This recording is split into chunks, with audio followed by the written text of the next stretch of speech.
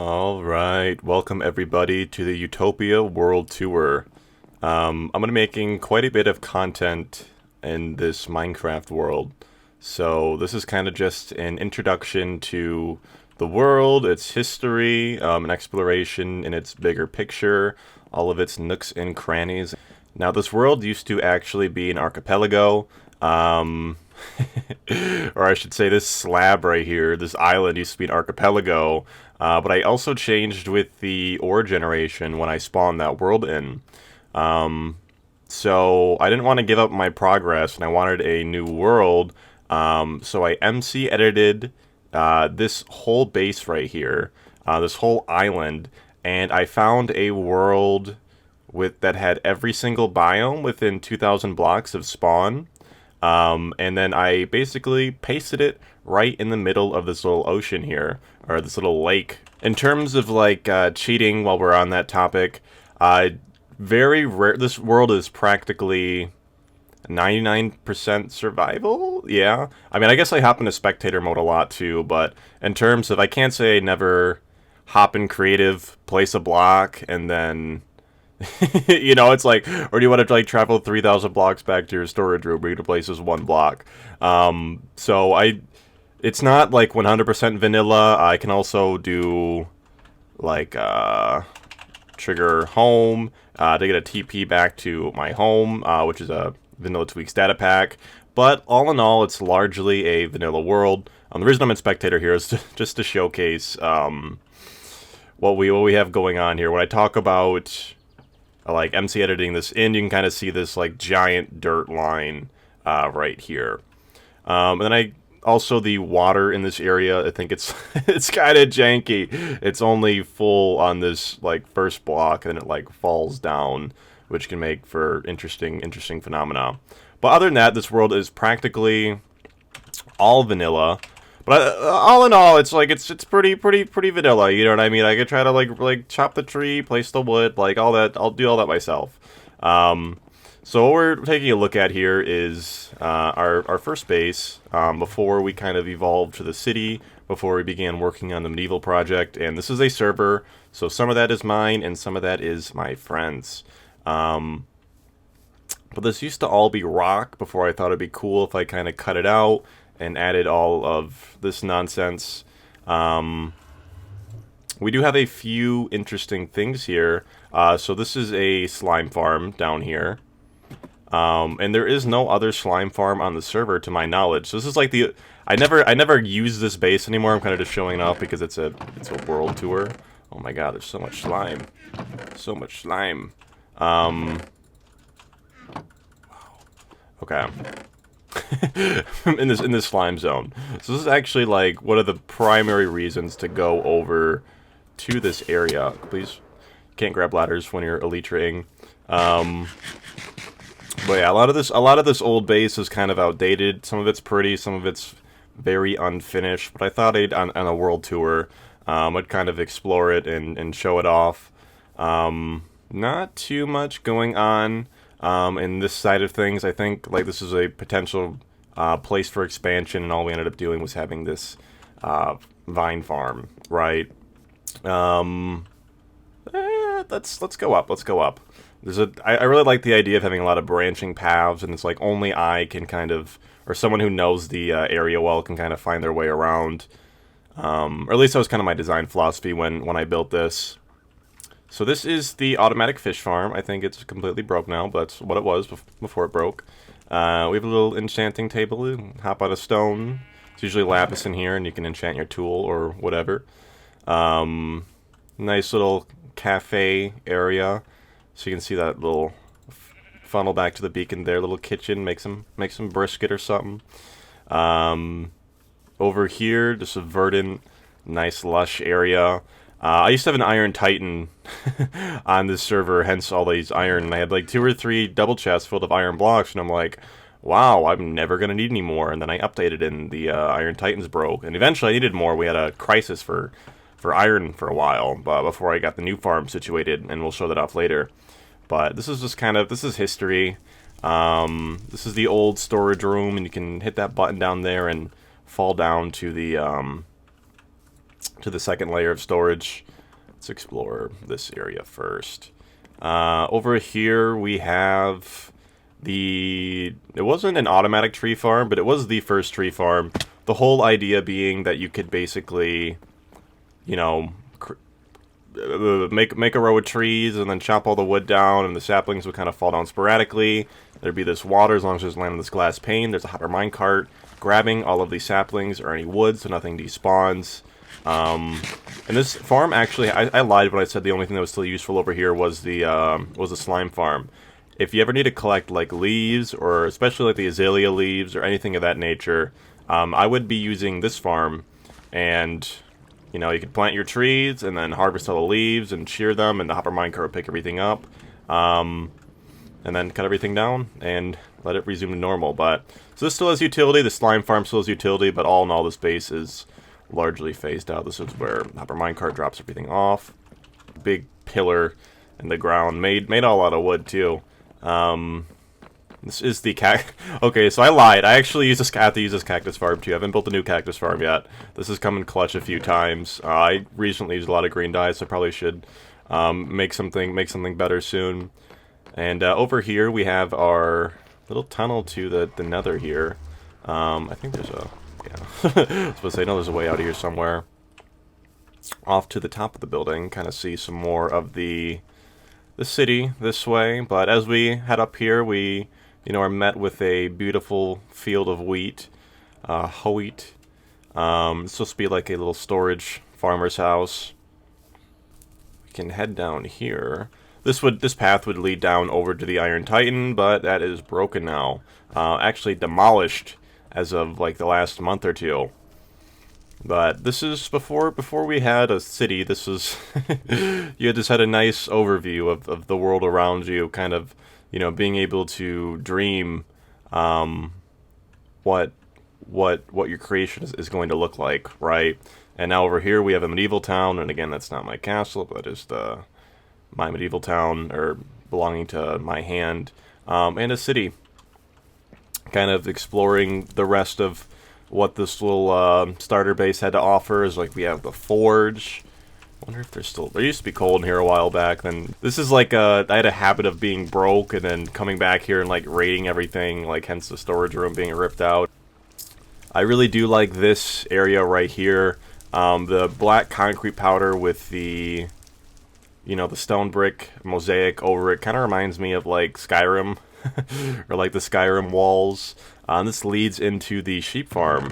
And this farm actually still has quite a bit of utility. I really don't have much of a reason to use it anymore, but if I ever needed a mass amount of one type of wool, this is definitely a location I would be heading to.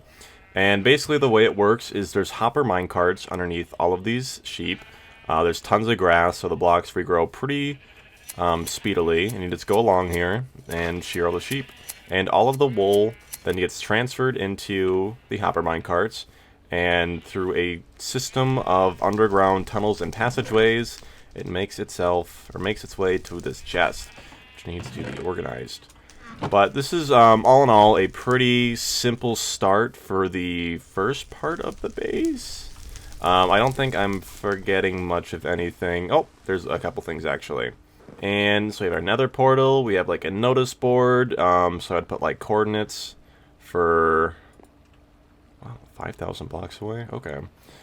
Different projects or whatever be working on. This kind of heads back into that tunnel. This was to turn concrete powder into concrete, and this is the sugarcane farm. Now you can see how unfinished this this area is. This leads to the slime farm. It was something I kind of, not sure I'm going to come back to, but it was what gave me the foundation to create the city and to, you know, begin working on the medieval farm. I always felt like I was supposed to outgrow this, so to speak. Although it does still serve some purpose, of course. So it might be worth coming back and polishing to make it look decent. Alright. Let's see if we can get it. A leecher down the tunnel. Oh, I screwed it up. It's so hard. Oh, man. I actually recorded... this just leads to the mines. I actually recorded... probably like 30-45 minutes of footage of this world tour, and then I realized I didn't record any of it, and I'm restarting, so it's kind of frustrating. But that's life, you know. This is basically just the mines.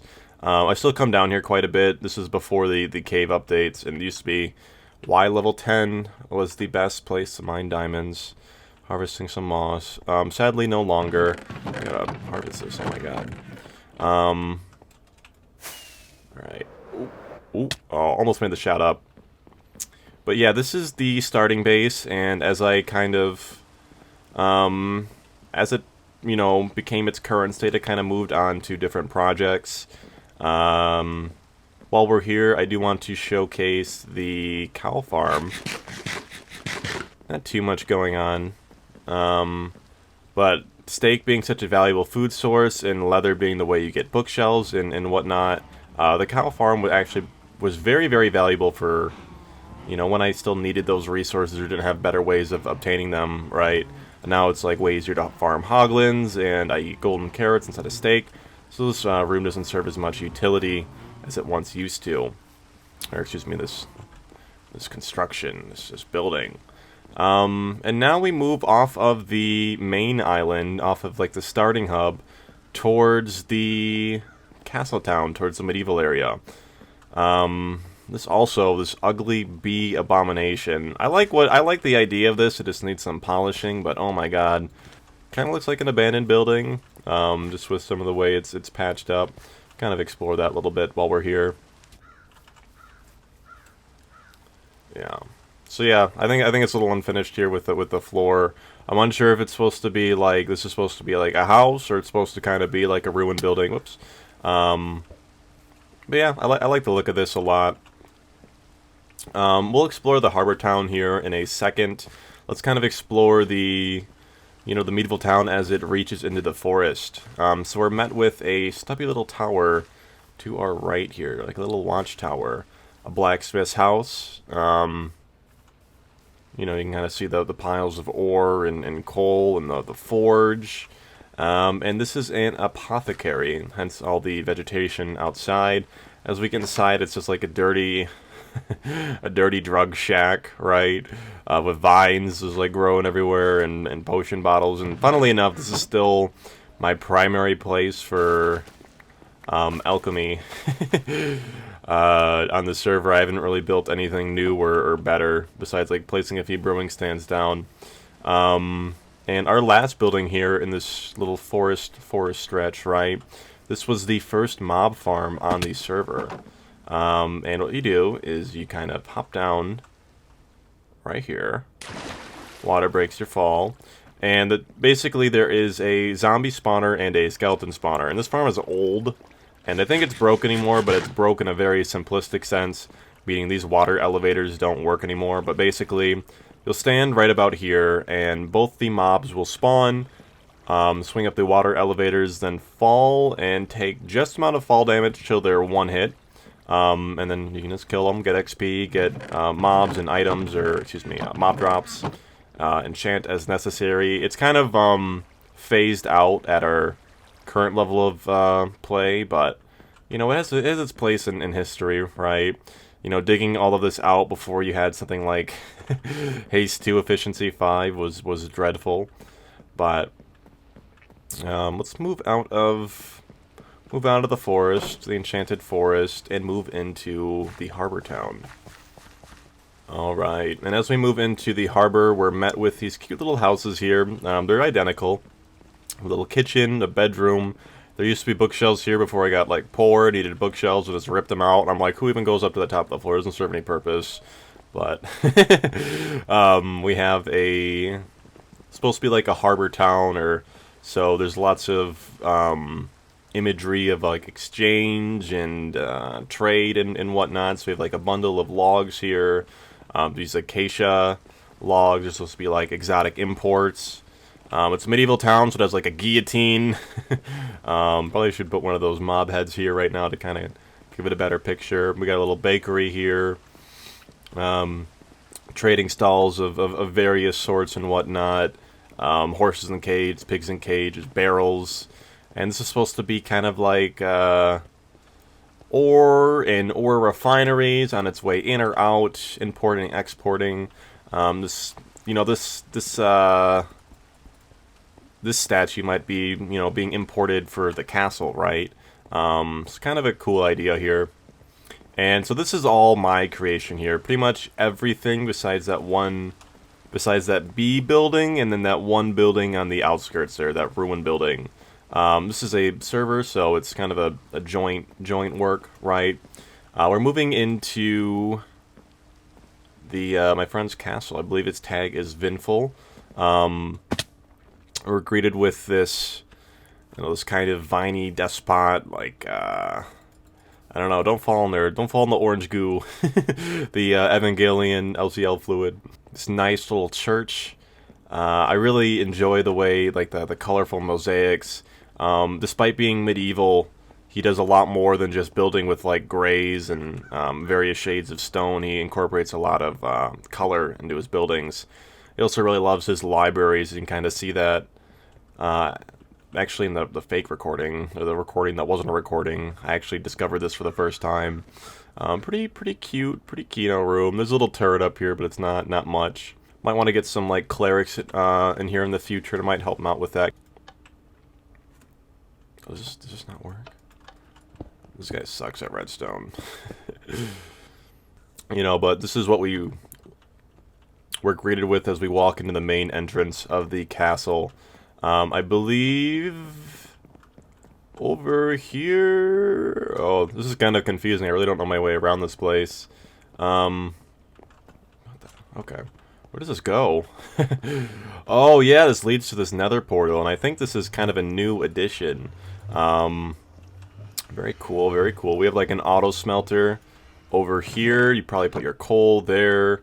Your item inputs looks like it's... Oh, yeah, look at that. Item input right there. Neat. Let's see, there's one... I want to showcase one more thing before we... I know there's like an area that leads to the mines. I guess this is like a place for planning. Oh, wow, this is so cool. Okay. So I guess a lot of the stuff is new. I think it's kind of a shame he hasn't played for, like, you know, 2 or 3 years. He just got really busy with school, but now he's graduated. He's working remote work. So he's probably going to be on the server more. Might be featuring him in some future streams. But yeah, this is the item room. This is all I wanted to showcase before moving on to the magnum opus of the castle. That might be the right word. It's not this way. I get lost in this building so easily. I think this is it. Oh yeah. So this is the throne room. Yeah, super impressive. It's like gorgeous. I really appreciate his use of like orange concrete. It's kind of bold. We have like the DNA spirals right here. I feel like I wanted to do something similar, this like the same color palette as a kid. It looked disgusting, so it's nice to see him like actually perform it well. Still some still needs to be domed off. Like, this is definitely still like a work in progress, but I think the throne rune is pretty done. I know a few of these. There was one that was complete. Let me go boss people around from the throne. There is definitely, yeah. This is, I really like the cyan, the yellow, the red. It's beautiful. It's gorgeous. I'm excited to see how he constructs these turrets and what he does with them. Before we get out of here, there is libraries atop of throne room, and these things are like gorgeous. The acacia, the patterns of wood, and the patterns of wood, the little overcrop where you can kind of see down these magnificent pillars. We have a second library up here that looks really cool, but we can't stay here too long because there are mobs and it's not lit up, so we got to get out of here.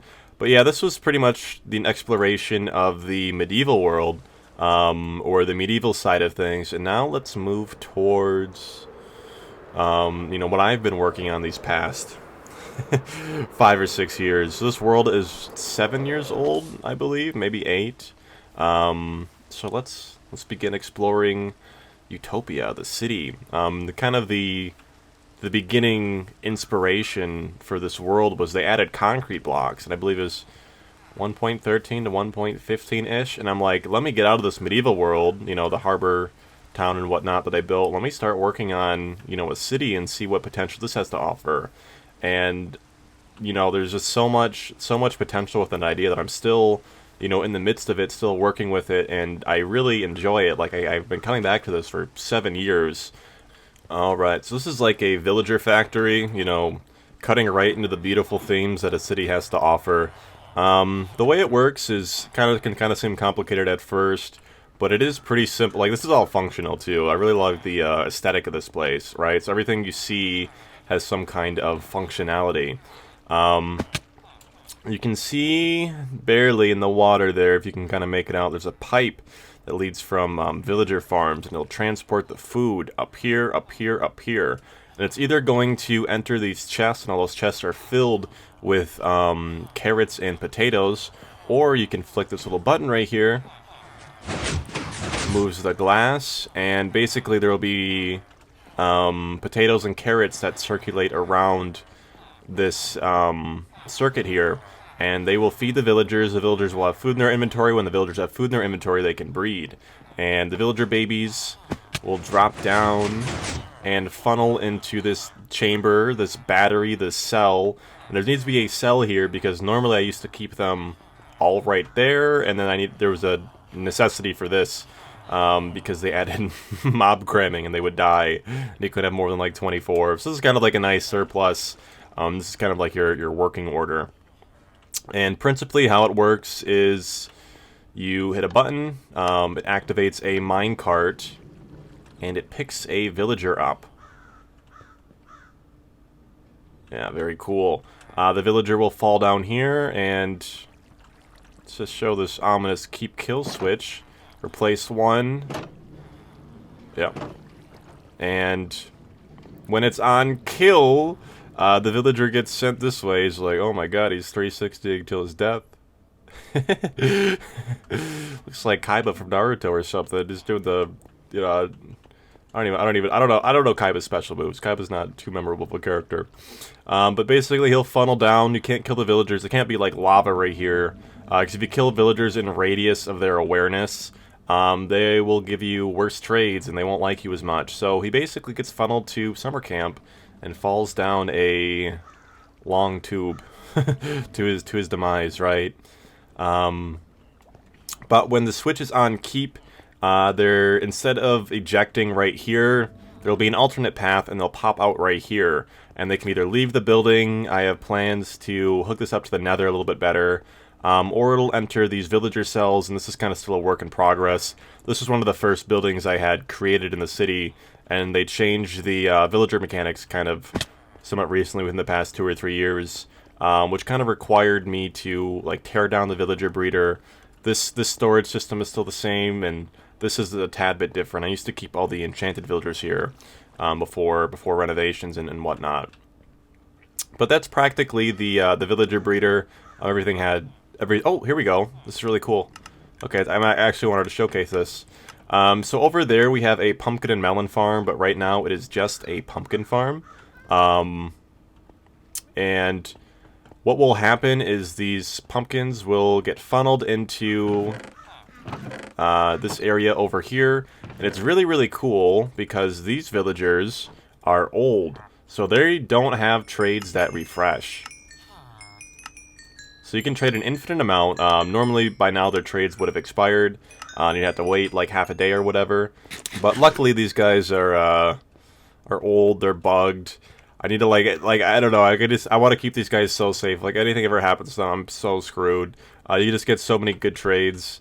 You know, pumpkins for emeralds is so OP. Like villager trading is so cracked. Like this melon farm, like I really have no more need for melons. Yeah. Oh my god. So many melons. Yeah, you can kind of see the remnants of when the librarians were still here, and this this is what I'm talking about when I said I had like a good area for brewing. I'll put like a brewing stand right there, and then like put a whole bunch of blocks in it. Okay. So that's the villager breeder. Still like a little bit of a work in progress, but all in all, it's practically done. Just like a few tweaks, really, mostly to kind of get the villager cells, maybe clean it up a little bit, and get some nether access. But we now move on to our pumpkin farm. And it used to be a melon farm, but you don't really need any more melons than what's in that devil chest. So now it's all pumpkins. I do have plans to... This kind of thing kind of breaks quite frequently due to its design. So basically, I also hop into spectator mode a lot when I was talking about cheating or like non-vanilla gameplay. Again, this server is... We try to be as vanilla as possible. We're not trying to like cheat in blocks or anything. But I hop into spectator mode so much. It's so nice, man. Especially for doing these tours, just to like kind of get like a bird's eye view of your whatever you're working on and gain some renewed perspective. So I actually have been meaning to power all of these powered rails, because basically you power the powered rail, this doesn't break anymore. This is breaking because it will get like stuck on a power rail, the chunks will get unloaded, and then it'll be on a dead power rail when it loads back in. Because these activator rails don't need to power these power rails, all you need to do is power these pistons.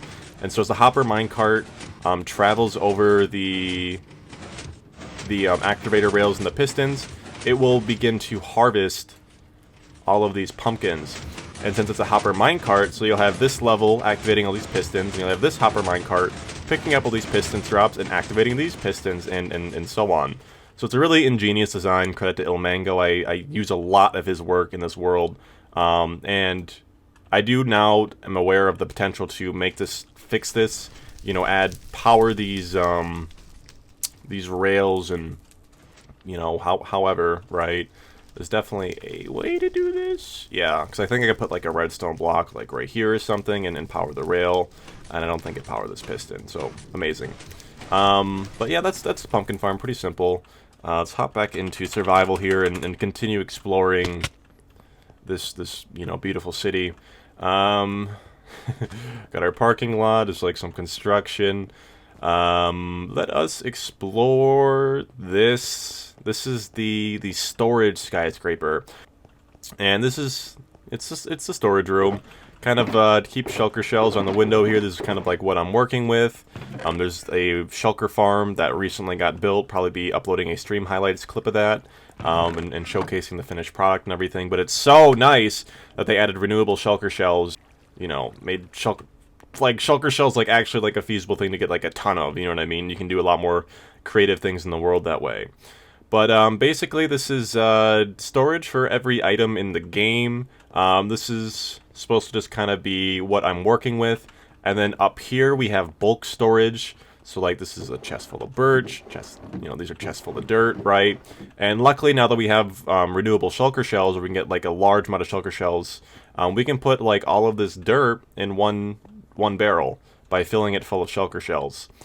Which is really, really nice, because it means I won't have to expand my storage system beyond this room for a very long time.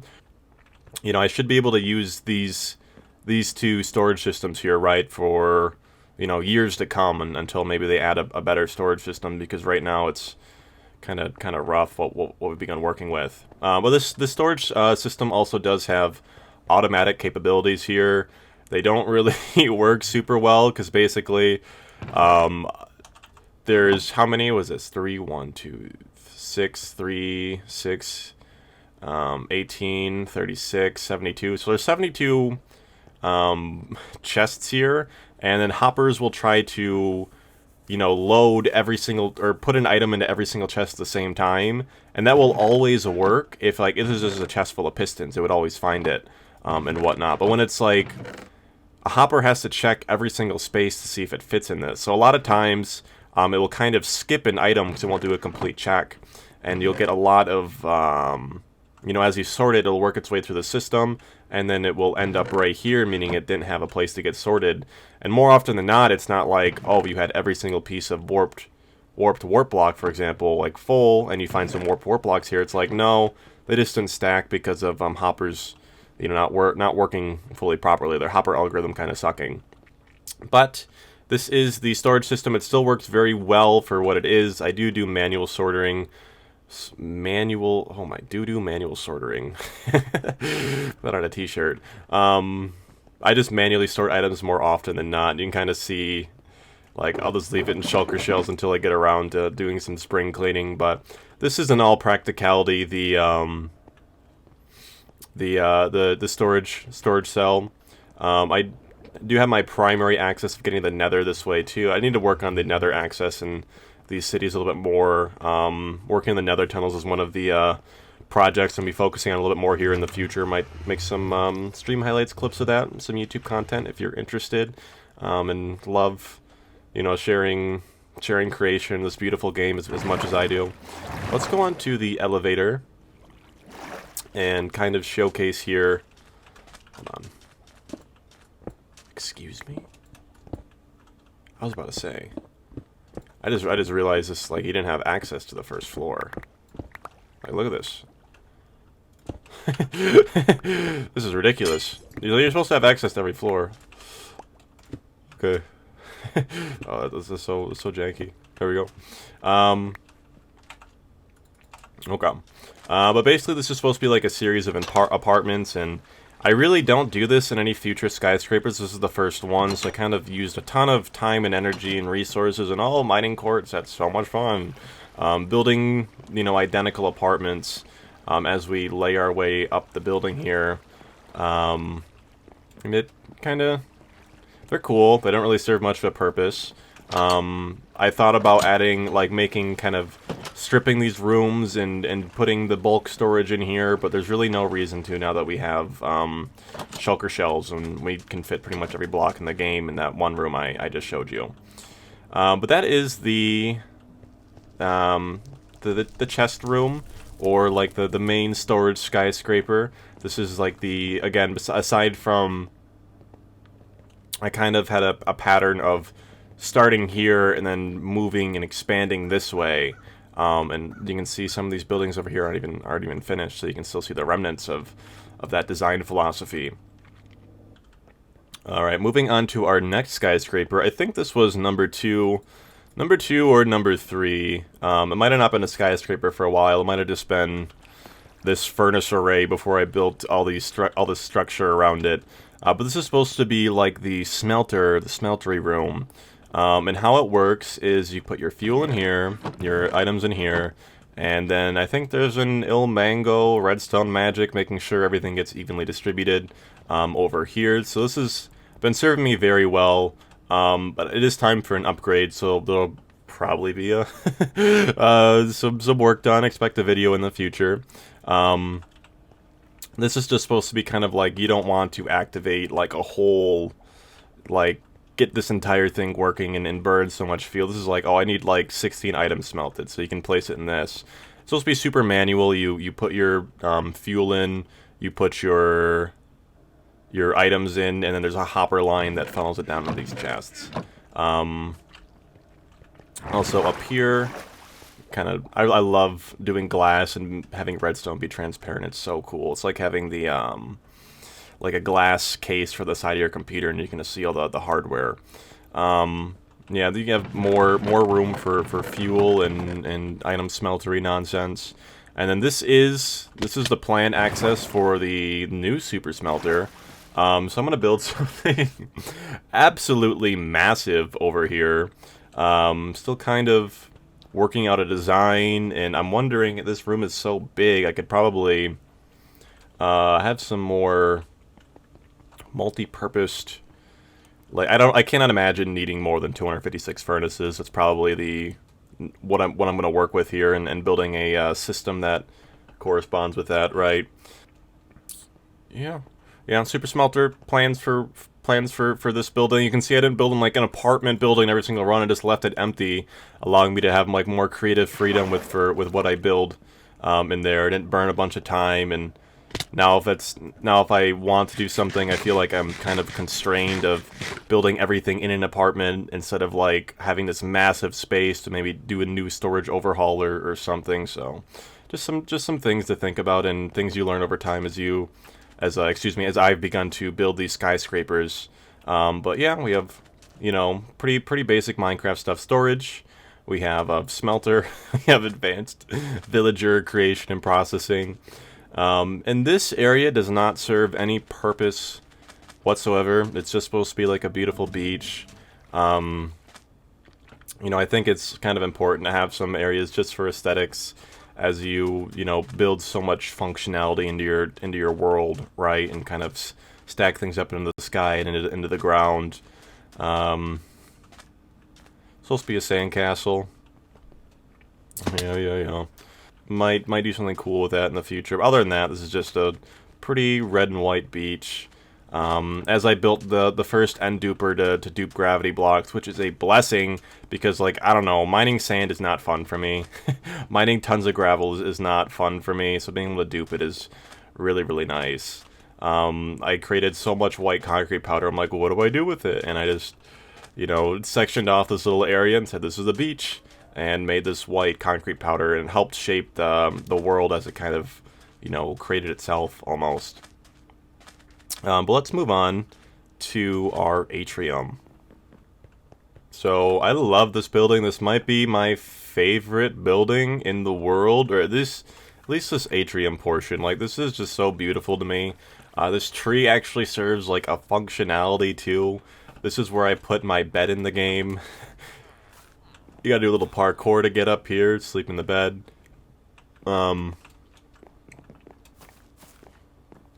Also, like, functionality, allowing you to get up to this higher portion. You can see, so, the villager factory over there that got funneled food, this is where the magic happens. So these villagers will plant their crops, they'll try to trade it with that guy in the middle there. I think there might be a slight chance they're attracted to those bells, too.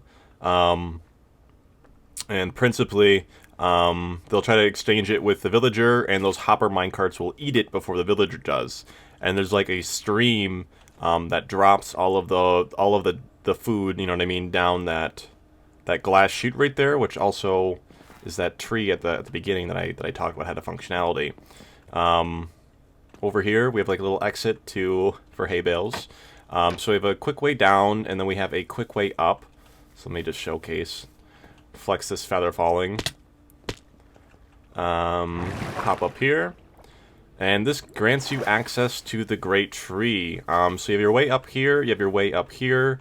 And what the purpose of this tree is so far is supposed to be like a collection of mini farms.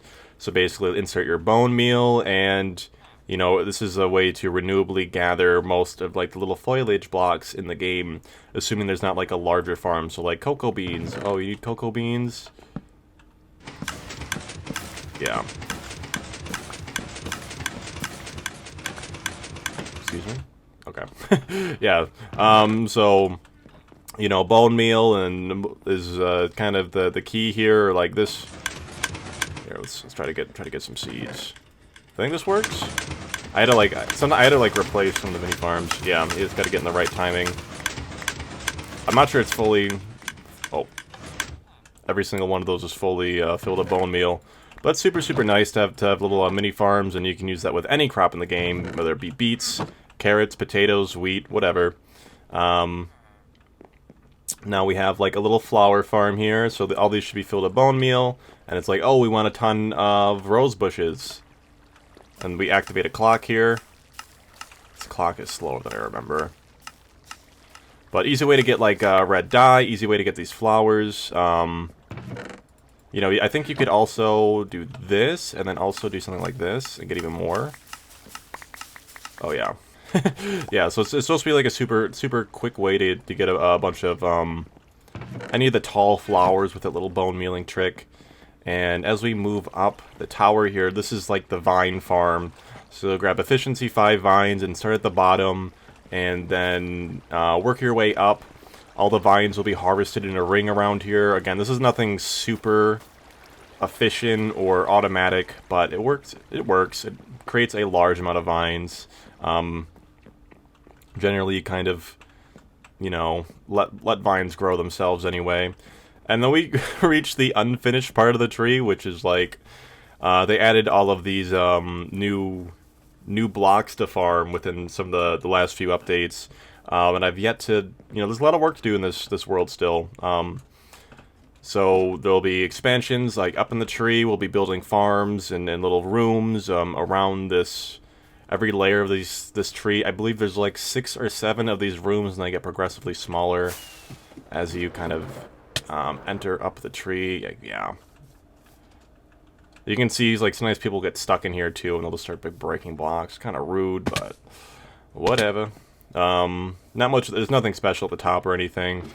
But this is still kind of like a work in progress. That's what I talk about when, you know, like leaving things open for expansion and future projects, right? Instead of just like burning a bunch of time for something that doesn't serve functionality when it could potentially serve a functionality later.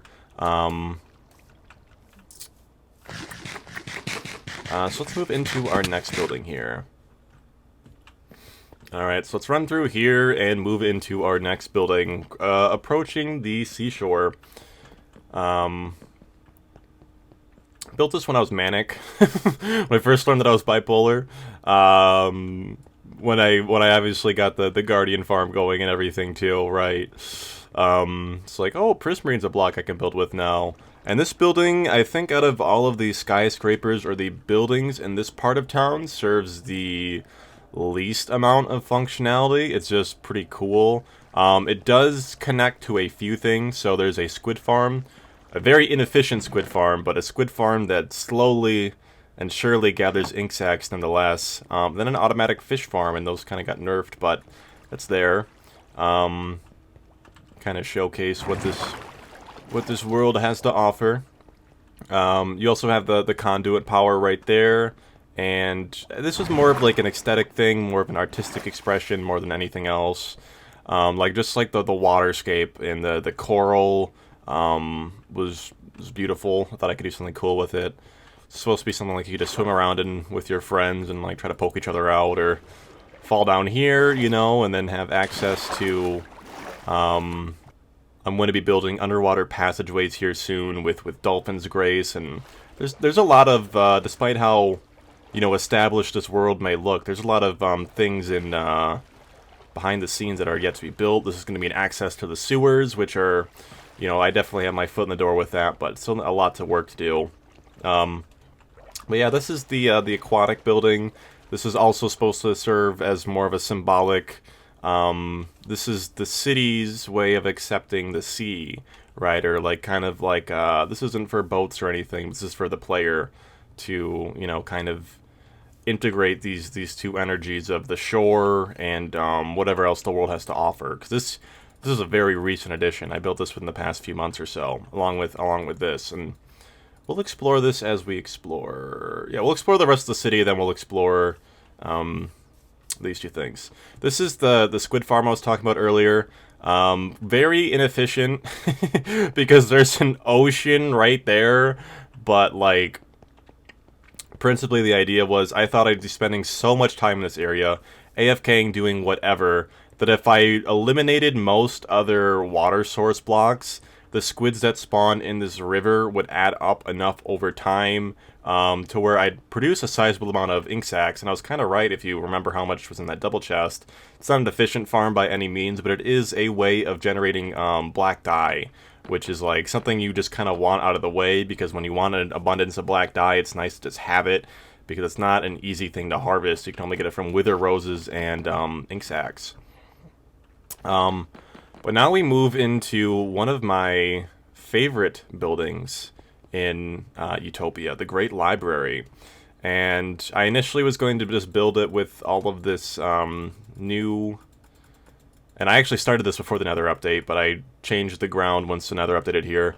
With the new warped, the Nether grass, right? And I'm like, I actually kind of really like the way the red looks before I bone meal the entire thing with... in contrast to the wood. And I still stand by that. I think it looks kind of wonderful. I still want to add some like shrubs and whatnot to kind of decorate a little bit more. This area is definitely still a work in progress. It feels kind of complete to me, but this is not...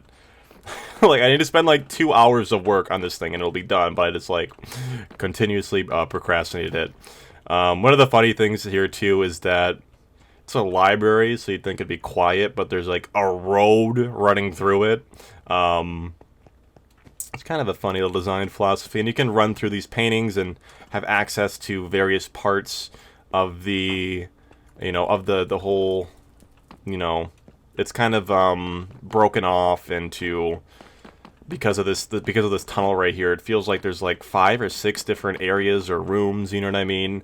Which I really love, like the mysterious feeling, a library has to offer, right? Or at least it does in my, my unconscious, right? As we kind of move up here, we see this little magic spell, right? This area is clearly unfinished. I really love the idea. It's one of the cool things that's kind of a remnant from like a very classic part of Minecraft. A lot of times in the really old adventure maps, you'd be like, one of the puzzles was always, you'd be in a room with a ton of paintings, and you'd have to find the painting that you could walk through, you know what I mean? There'd be science behind it or whatever. So I try to incorporate that a lot in this room. And, this is supposed to be like an area for writing. Something I put away for a while. I thought I might begin to write in Minecraft, and I usually just write in real life. I might grab like some kind of editor and put like a ton of actual books in here. I think that might be pretty cool.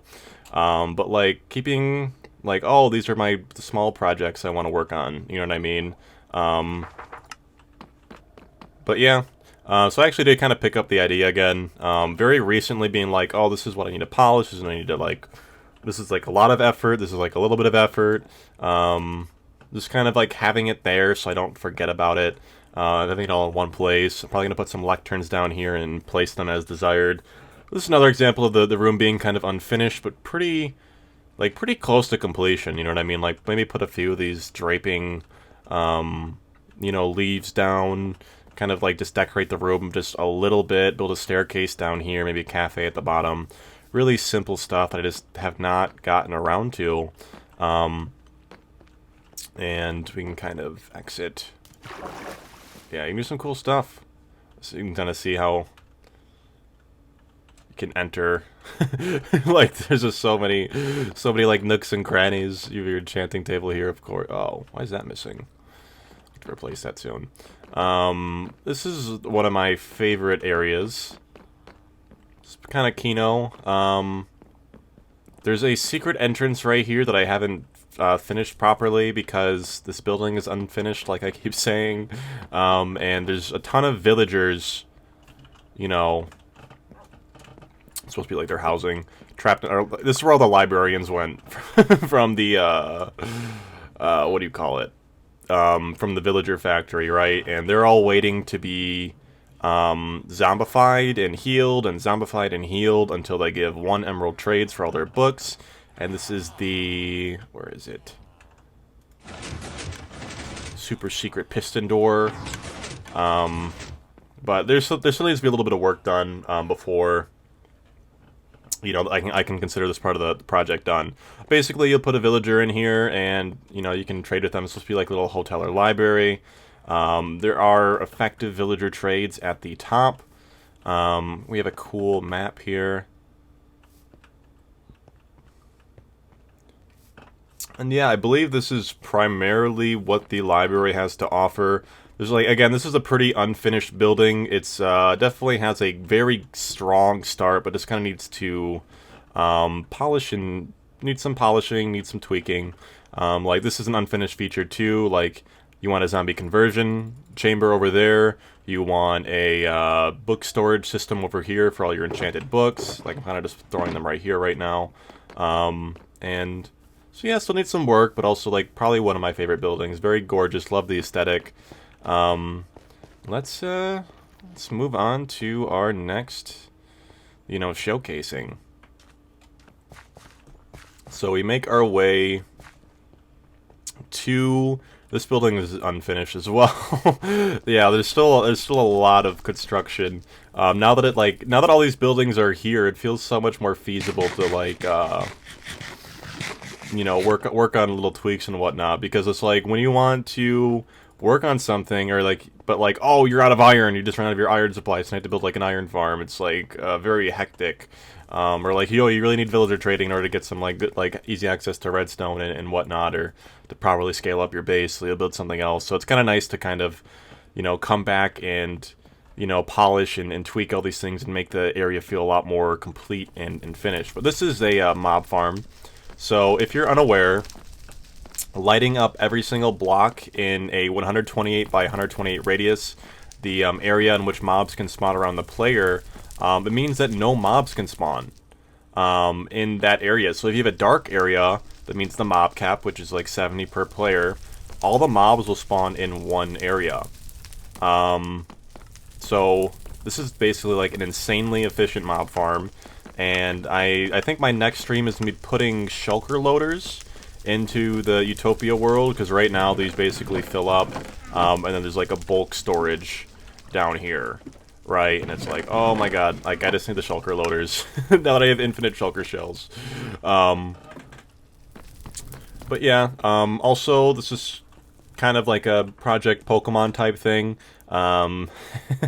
So there will be a Pokeball on top of this, and then I think I'm gonna put a record farm with a skeleton and creeper spawning and all the amethyst glass, so you can kind of see into it and do some cool stuff. But this is still also a work in progress, with the with the record farm and the shulker loaders, and you can see a lot of these buildings are kind of finished and yet unfinished at the same time. Moving into what I think our like final complete skyscraper is over here, we have the blast chamber, and I love this. I love the aesthetic of this room. I just rip off Ilmango's design so much. Ilmango has seriously changed the meta of Minecraft to such an insane degree. Like the block streams thing with the zero-tick pistons. I'm not sure that's an Ilmango idea, but it came from Psycraft, and he certainly made the idea very accessible to a wide variety of crafters, right? So you can kind of see the block stream here. So like I'll put things here because you can change the timing. So I'll make stripped logs here. The faster timing is up here, so I can just place concrete powder as fast as I can and load all of these hoppers with shulker shells or whatever. And so you can create concrete really quickly out of concrete powder. There's also like a wide variety of... Is there anything else besides like stripped logs and concrete that this immediately has use for? In terms of like what else a blast chamber has to offer in terms of being able to configure it to a block stream. A block stream is just a zero-tick piston pushing a bunch of blocks, right? And then feeding it into the blast chamber in this case. So this is like a redstone room, and I'll address this a little bit more later. But this is another example of, we have a farm here that creates cobblestone and basalt. So you can change its mode by hitting this button. And you can turn the farm on or off by hitting that lever, but it's kind of inconsistent. It either breaks, it's very easy to fix if it breaks, or it starts working. But this is a way to get infinite basalt, infinite cobble. This is what I'm talking about, the late game stuff. So if you think about it, we have infinite bone meal coming from the mob farm. We have, and we'll address this a little bit later, but I'm kind of giving you a sneak preview right now. We have, turning this source of bone meal into an infinite stream of wood. You turn the infinite stream of wood into an infinite stream of charcoal. Now you turn this infinite stream of cobblestone into an infinite stream of stone by smelting it, and you can trade stone for emeralds. You can also trade sticks for emeralds. So, kind of besides from aesthetic reasons, you can also convert a lot of these things from the block stream into emeralds, which offers some really cool late game potential. Because like you can basically convert stone, you can convert rotten flesh, you can convert paper, you can convert sticks into redstone, into glowstone, into bookshelves. Clerics are definitely offered the best trades by miles.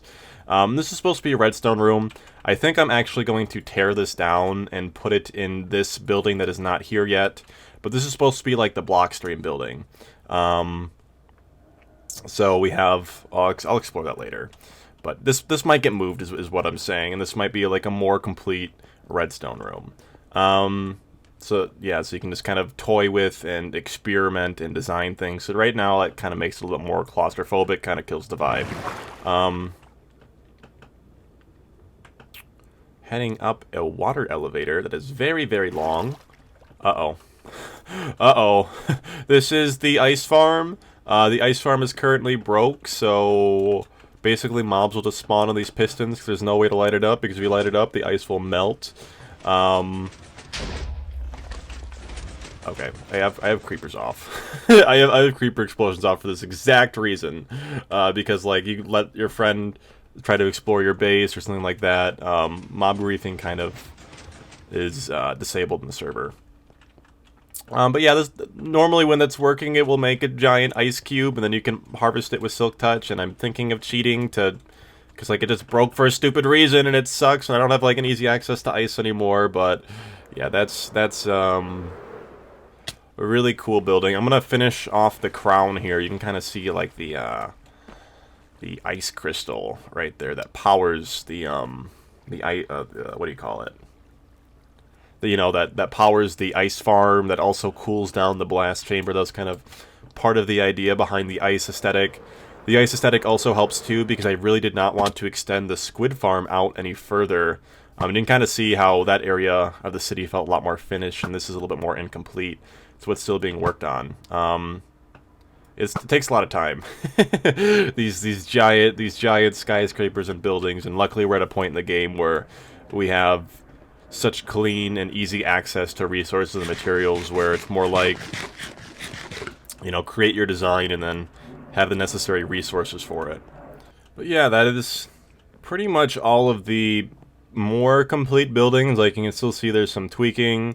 I want to add like a little bit to this one. You know, there's still going to be farms and a super smelter, but those buildings feel a little bit more complete besides some bigger projects to work on. I'd say the library is probably the one that needs the most work.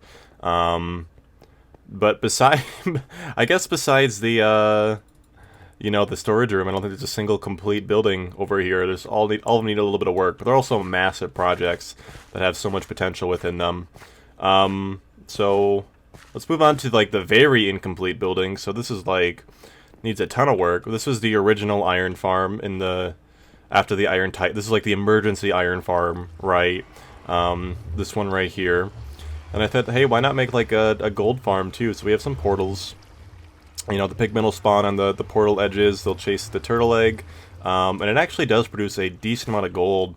I make all of my golden carrots out of this. I have a much better gold farm in the nether now. But this was before I had access to like how insane the amount of gold those things produce is. But yeah. So basically, let's hop into Spectator here to showcase this a little bit more simply. There is a zombie, 2 zombies actually, because it's supposed to be, how do I explain this?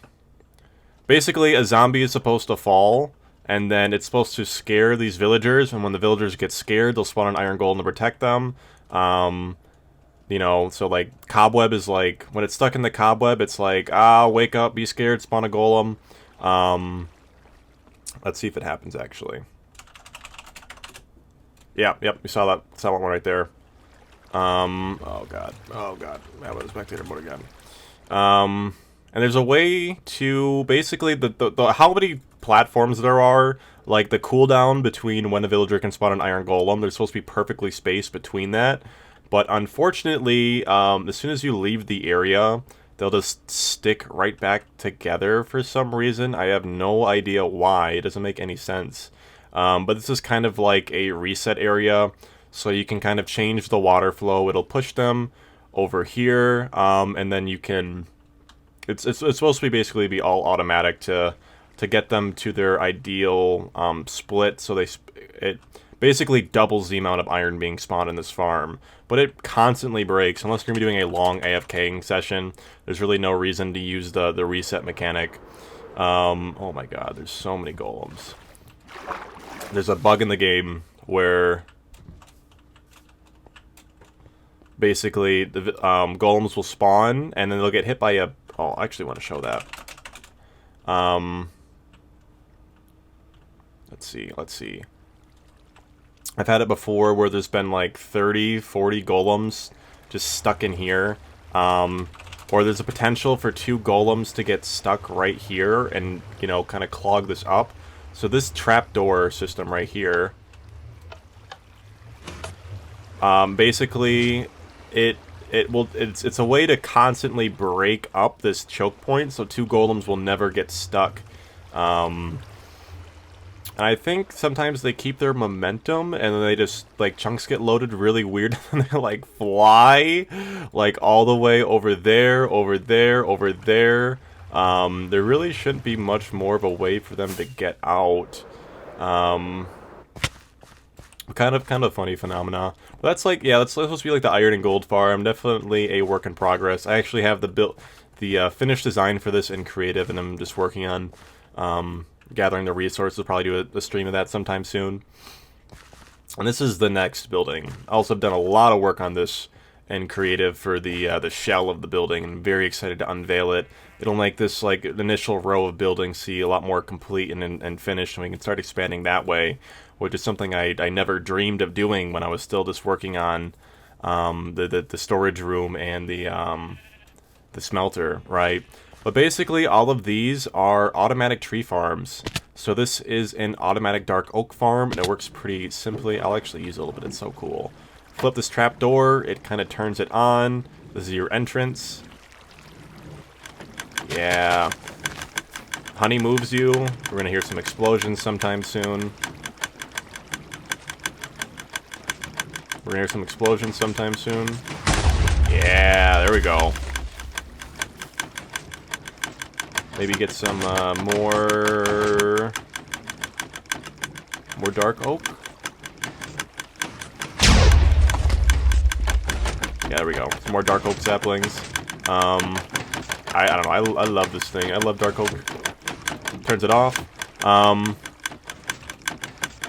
It's not a perfect farm by any means, but you can use that for a while. It's an automatic dark oak farm, which is really, really nice because they're such weird trees. They harvest so uniquely. So this is how to get... This is basically like you can AFK, you can turn bone meal to dark oak. This is the Il Mango automatic tree farm.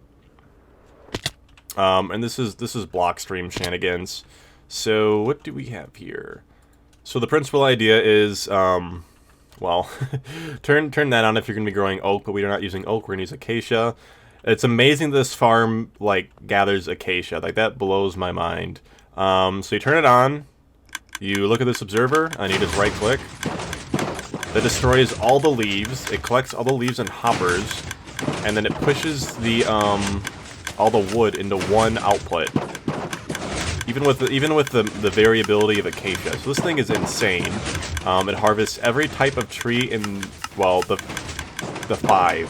The five, like the original trees besides dark oak. This thing is so cool. But you can kind of see probably... Oh yeah. You can see like wood funneling in the blast chamber here. Huge array of machinery. Wow. Okay. Cool stuff. Yeah, this was a pain in the ass to build, but it's so cool now that I built it. Basically, I have access to infinite logs. And now we move on to the next tree farm, which is the Crimson and Warped tree farm. And this is the nether tree stuff is super cool. Let us showcase how it works. But I think, what do you do? There's a way to do this. I always forget what exactly.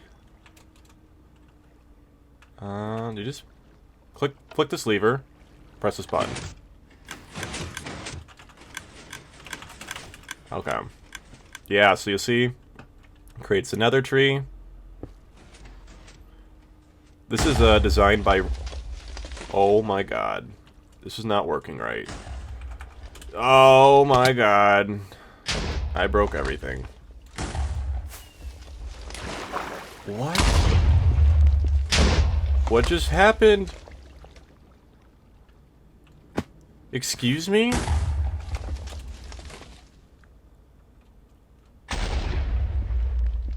How did it destroy...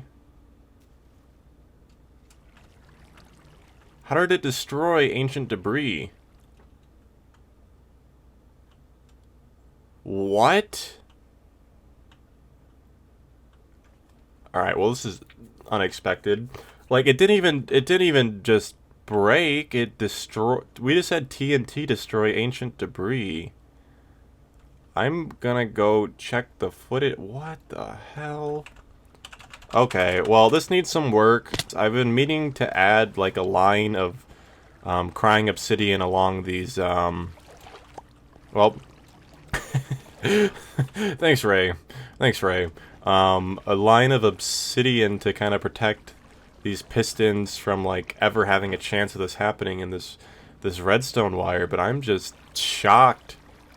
Like, you're not supposed to blow up ancient debris. I think we just caught a really interesting bug on camera. That's insane. But yeah, I mean, it did harvest the tree, so that'll make I've had this thing break like very minorly before, but you can see I've also used this for a long time too. So I'm really confused as to what just happened. Okay. Well, let's pick up the pieces here, and I guess I have to like farm some more ancient debris and also like report something to the Mojang bug tracker. That is phenomenal. I didn't like the farm didn't just break, like the ancient debris broke. That's what's really interesting about that. Kind of cool that happened in a world tour, but also kind of sucks you have to rebuild it. But it's the part that I have to rebuild isn't too big besides finding the ancient debris again. But okay, well, you can kind of see this was like the automatic tree farm side of the building. There's also going to be room for dirt to mud to clay converter that also funnels into the blast stream, and there's a cool mangrove blast stream farm I was planning on building too, to have all the tree types. And this is just supposed to be like the you know, the array of builds that hooks into the blast chamber, and I'm just kind of shocked that broke like that. Wow. Okay, well that's kind of a good way to kick off our, you know, end of this part of the city, and we kind of move into this next bit. Just trying to gather myself here. Alright, so this is supposed to be like a little Japanese garden. Definitely still needs a little bit of work, but this area right here is cozy and complete, and you know, we have a pathway that leads down into the street in between the mob farm and the storage room. We have a little dining hall over here, leads into the parking lot. You know, there'll be a path down here. This part of the city is kind of unfinished. It's what I've been working on lately. And you know, this will lead to that side of the other side of the Pokeball. Yeah. And both of these two skyscrapers, I used to go to world height. I don't think I have any plans to make them any taller. Maybe keep them in memoriam.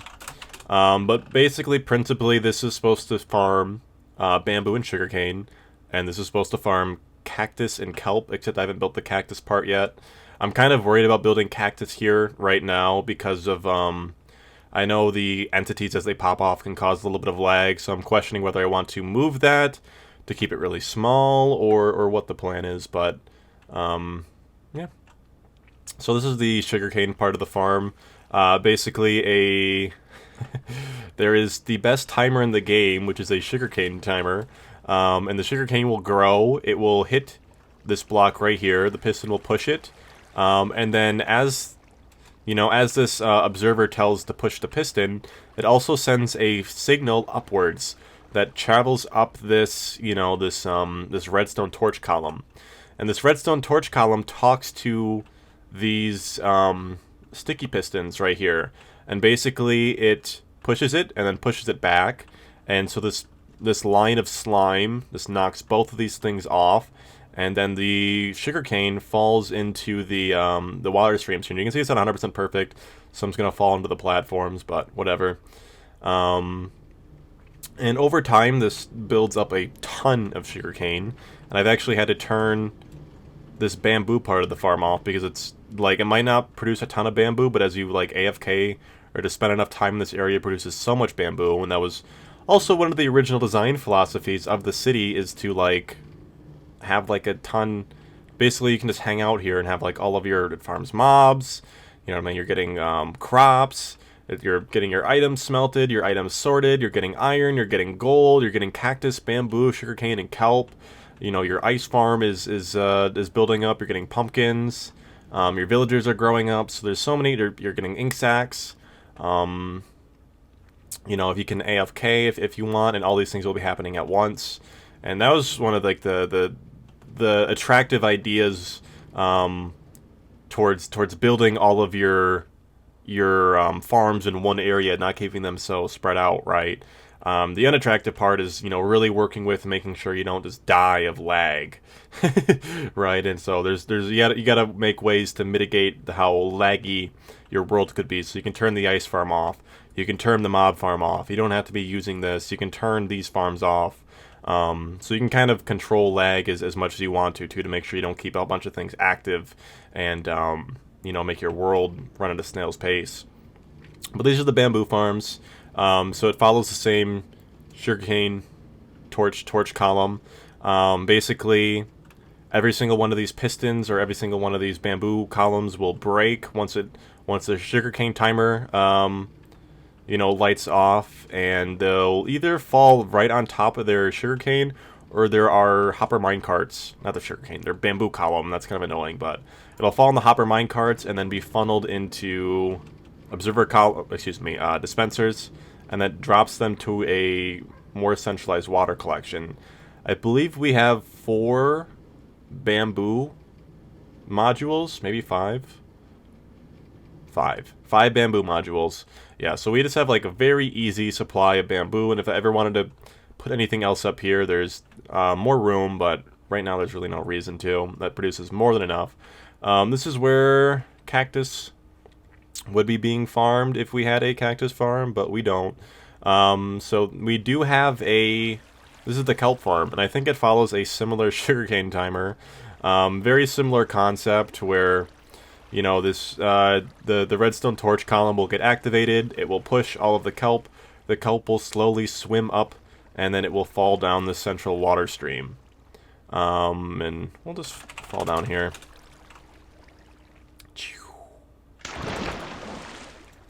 Let's see. Yeah, it uses the same sugarcane timer. That's amazing. And so both of you can see these water streams. They funnel into the same or this common area right here, and then they will basically get funneled along these. What do you call them? Item sorters, item filters. And this is supposed to be sugarcane. This is supposed to be bamboo, kelp, and this is supposed to be cactus. But right now it's kind of just like all of them. And I think if in any case these fill up entirely, I'm going to be having like composters right here with bone meal shulker boxes being filled up. But as of right now, that's kind of what this area has to offer. What those 2 skyscrapers are is just like an effective way of AFK farming. And let's move across the bridge here. Yeah, it's like Japanese bridge. Over here we have a turtle farm. And I shouldn't say a turtle farm, it's more of like a turtle sanctuary. And you can feed them seagrass, they'll lay their eggs, and you can harvest the eggs of Silk Touch and use that in your mob farms for any purpose, right? So that's kind of what this building has to offer if you ever wanted to farm turtles. This is the place to go do it. And this is the place to go farm bees. The idea behind this is you come in here, you grab probably poppies from your iron golem farms. You just breed the bees.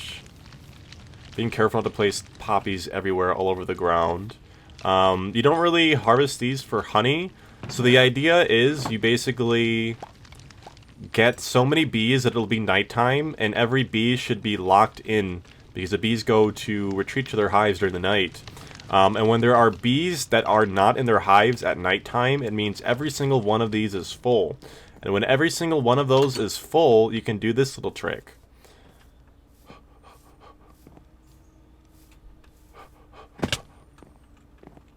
You can click this lever. And what this does is it covers the entrances of these hives. You can pick these hives up with Silk Touch and then transport the bees as desired. And this is a way of farming bees or putting beehives anywhere you want in the world. Works very, very nicely, actually. It's not super, super fast, but it's something you kind of just build up over time, and you might get like a double chest full of bees that are filled up in their hives, right? And you can do with that as you desire, as you please. And it's come in quite a bit of handy because as we'll begin exploring, there's another project which we will be heading to now. I think that covers everything in this area. Yeah, I mean there's the bridge that leads to one area, or to the other city. But there's also a secret entrance. I should say, maybe not, it's not a secret anymore. The sewer entrance. So you can cross the bridge, the terrestrial path, or you can be subterranean. Whoa, what is this? Huh? And this area is still not finished. I have a decent start with it, but not only is there plans for a moss farm, there is also a way to do hypersonic travel in this game. And basically you put a bunch of waterlogged slabs over soul soil, and with the soul speed enchantment you'll get the boost. With the depth strider enchantment you'll get the boost from the waterlogged slab. And then if you get a Dolphin's Grace enchantment, or not enchantment, excuse me, if you have a dolphin here, and then you submerge yourself in water, you will have Depth Strider, Soul Speed, and Dolphin's Grace, and you will zoom. And the purpose of the zooming is it takes you to the other side of the sewers. Alright, and we're here. So this is the other sewer. Not quite as spacey. Might need a little bit of work with these signs, kind of patch a few things up here. But where are we now? We've traveled quite the distance. Let's head up this this bubble column and see where it takes us. All right. Oh, I thought we were over there. So let's check this out. This is, what was that, like a pipe? Yeah, you can see it's kind of like the Mario pipe. You got the Mario mushrooms. You got the pipe JPEG. I always worry because the pipe sticks out a little bit in order to get the sides all even. It kind of looks like an Amogus. But this is this is Emerald City. So this is a recent endeavor. Probably built this from the last 3 to 6 months. This is the spawn area on the world actually. And I kind of wanted to turn it into a cute little city. It kind of serves as a precursor for the greater city right here too. It's kind of nice to get away and to work on something a little bit smaller scale. And the whole intention besides this is this land. All it really does is serve the purpose of villager trading. And there's a little bit more. There's some secrets in this area. But like this is like the church, so you'll find clerics in here, and there's a wide variety. There's a ton of clerics.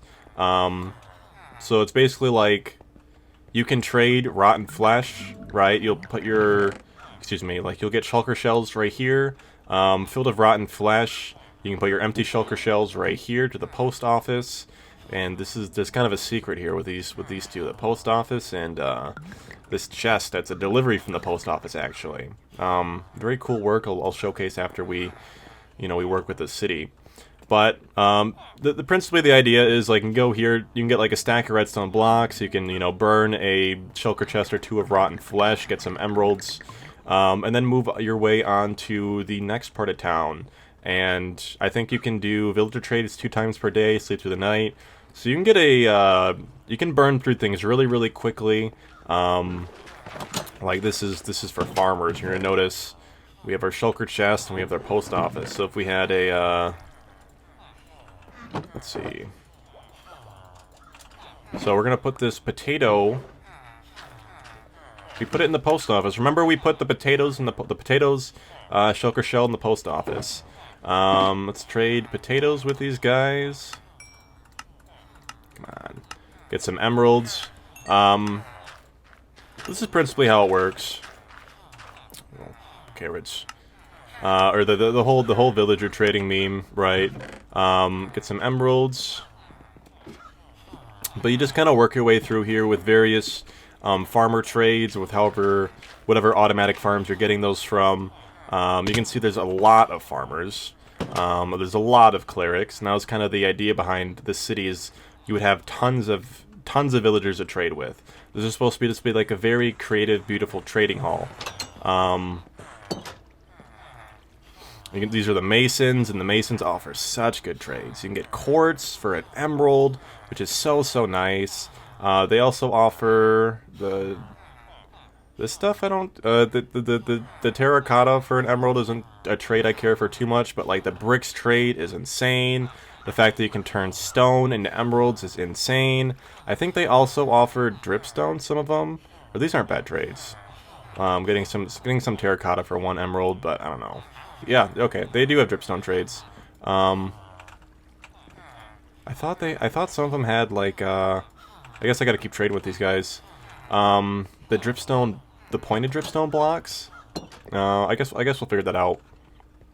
But yeah, so we have cleric, farmer, mason moving into. This is butchers. Butchers really are not that worthwhile. This will be like a little gas station. This is more of an aesthetic. This is actually the first building that got put down. And then kind of, do these look like gas pumps? Be honest. Maybe leave a comment. And access to the sewers right here. There's one on the other side as well. And we can actually do something cool when we go through this pipe. Pop out right here. Whoa. Whoa, where does this go? So we have access to what looks like another part of the sewers. And then we have the fishermen. And the fishermen kind of live like at a like a grotto. But they have the string and the cod trade, and also coal, but I'm not sure how valuable 10 coal for an emerald is compared to like sticks. Because coal's a little bit harder to get. But yeah, these guys offer an amazing trade. Another entrance down to... Well, let's see if we can make the jump. Oh yeah. Another entrance down to the sewers right there. This is supposed to be like the weirdest looking area. It's kind of like an undercurrent towards the above ground, right? And we have an access. This just kind of loops around the church over here, just building with the train. Nothing super fancy. We have a graveyard built over in the backyard of the church. Like a nice little point. Kind of look at the castle all the way over there. The old the starting base. We can kind of loop our way around, you know, looking at some nice custom trees here. You know, as we make our way towards a few of the other unexplored parts of the Emerald Village. So this is like the Art Deco house. Or it's supposed to be, it's kind of nice little Japanese aesthetic to it. I'm going to transfer that map wall from the library right here eventually. Just need to kind of copy everything over. And these guys are the shepherds, and you can trade wool and dye with them. Which is super nice. It's a good way of getting emeralds. Moving on, we have our like little fountain right there, kind of at the centerpiece of town. And this is definitely the best villager trade. This is the Fletchers. And the Fletchers trade 32 sticks for an emerald. And when you have what do you call it? Infinite wood, or very easy to get wood. This is super nice to have. That's why I have I was only going to do this first layer, then I'm like, no, we need to stack this up. Might even put another layer up here sometime soon. You just want to have as many Fletchers as possible because sticks for emeralds is so OP. Here you notice we have a little grand piano right here. I hope that's the impression you got from that. A little shortcut if you want to get up here, not to go up the staircase. And over here, maybe we're looking at like, what is this tube? What is this tube leading into the ground? So if we head down here, we're greeted with this kind of cute little area. We have, I think his name's Melvin, the axolotl, kind of hiding in his aquarium back there. And what this is it's a duper. So this actually links to, this is spawn. So this spot right here is spawn. A new player will fall down here, spawn here. Any kind of gravity blocks will spawn, hit this rail, pop off, and then begin circulating around this chest array. And this is a good way to get concrete powder and sand from an end duper, which I'll showcase later. But yeah, this is the music building. This is also one of the... This went through a lot of redesign decisions. Has the little ballerina up there, kind of like like a little music box. We kind of walk across this keyboard here. We see this nether portal looking thing, right? And this, dark moose is compared to the pure moose. We head down. We're greeted with this little esoteric shop. Just got some crystals, kind of this nice yellow aesthetic, very happy. And you can trade glass panes and paper for emeralds. So it's kind of what cartographers have to offer. And we arrive at a strange land. So we see this, like, this nethery kind of landscape. We have these sunflowers. If you've ever played Terraria, you know that Terraria fights the corruption, so it's kind of the principal separator, and we have this hell underneath this highway. And this actually is kind of a visual indicator to say the nether portal, how you get in and out of town, is right here. This little tunnel right here leads to the pipe, leads to that one area, kind of just like cool effective ways to get around town. I love the little like intercrossing tunnels and whatnot in a world. And over here we have, I think that was every villager showcase I have. Yeah, that should be everything. Yeah. We have a playground, and it looks like we had a little bit of an accident. It looks like someone swerved off the road into this playground with a tire swing, a slide, and oh my god, what is that? All right, well let's leave the scene. Don't want to leave any fingerprints. Moving into what we see here. This is a little Atrium dome. These villagers will farm, do the little farming trick, and it's really cool because I have the idea of the bees will pollinate these crops, right? Or the bees will pollinate. What was it? They get pollen from the flowers and they pollinate the crops, which kind of bones meal them and lets them grow faster, and they'll give honey to their hives. And there is a sugarcane chimer, which activates. Sends a signal. You can see the observer line that kind of funnels around this entire thing, and it activates all of the hives. There's a split that determines whether it's a glass bottle or a shear, which generates, what is it, honeycomb and honey bottles. And there's hopper minecarts underneath here that pick up all of the what do you call them? Sometimes they'll pick up crops, very rarely, but mostly they're intended to pick up the honey products, and they'll deliver them to this little amethyst geode. You can do something cool. Yeah. Basically, that's where all the what do you call it? All of the output from this farm. So all the honey, all the wheat, all the beets, all the potatoes, all the carrots, they get sent to that amethyst geode. And I believe that's all of this, what this little section of the city has to offer. Quite a bit more simplistic. I don't know. It's been my latest project, and now we move into, well, one more thing before we get to this mysterious structure in the middle of the ocean.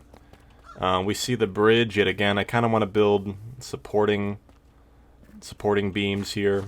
What is this? Oh, looks like there's something kind of unfinished right here. Ooh, a 1-up. So this is like the nightclub. This is where sheep get farmed as well. So there's like a fence with a grass block, and the grass will spread. And then there's 2 sheep within every single module, 4 sheep within a 2x1 module. And you can, the cool thing is with this is that you're supposed to be able to dye these sheep to farm. And I turn these all on and off as you please. Oh, there we go. To kind of farm specific kinds of wool or build up some stockpile where there hasn't been stockpiled in the past. It's very effective. Like, wow. Like, especially like over quite a bit of time, this builds up a ton of wool. So you just kind of leave it running all the time, filled up with shears. Still a little bit more work I want to do with this, with the nightclub here. I want like the Jeb sheep in here. I want the maybe like a switch that will activate these lights in a certain kind of pattern and play a beat. You know, kind of sell the aesthetic, right?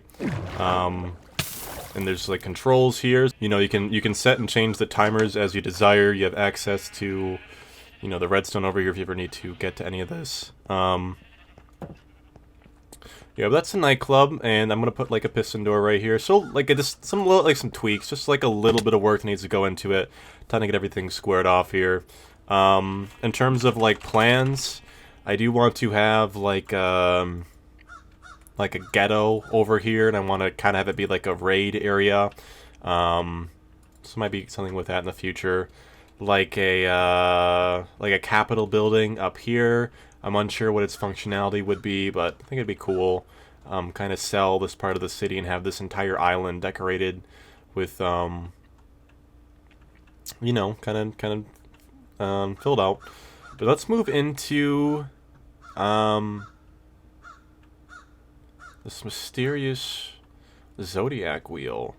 So you can kind of see. Let's see if I remember all the signs. I think it's Aries, Taurus, Gemini, Cancer, Leo, Virgo, Libra, Scorpio, Sagittarius, Capricorn, Aquarius, and Pisces. Yes. And so let's head into survival and check this out. What could this be? Maybe it has something to do with that post office we talked about earlier. Oh my. So there's just a lot going on right here. You can see this looks like a computer almost. So we head in here, and principally what this is supposed to be is like a, it's supposed to be like a post office. Yeah. So remember that potatoes chest we threw in earlier? It gets funneled into this whole stream of chests here. So all your empty shulker shells or your shulker shells for delivery will get loaded here. So you could put a empty shell in here, and then we could have like a farm over here. Like this is go fill your potato chest. So let's say we had like the lime green station, like fill up your shulker shell with potatoes, and once it gets filled up, it sends it back over here. And then once you see that it's full, you put your full potato chest in. You find the farmer. Yeah, so you put all of your farming needs into. We'll send it over there even though it's empty, just to kind of showcase how it works. And now let's activate the farm. So there's only one of these filled, but basically how the system works is it does a check for every single one of these. It checks if there's a shulker box in its inventory, and if there is, then it will execute a job. And if there's a job, it will send the minecart out.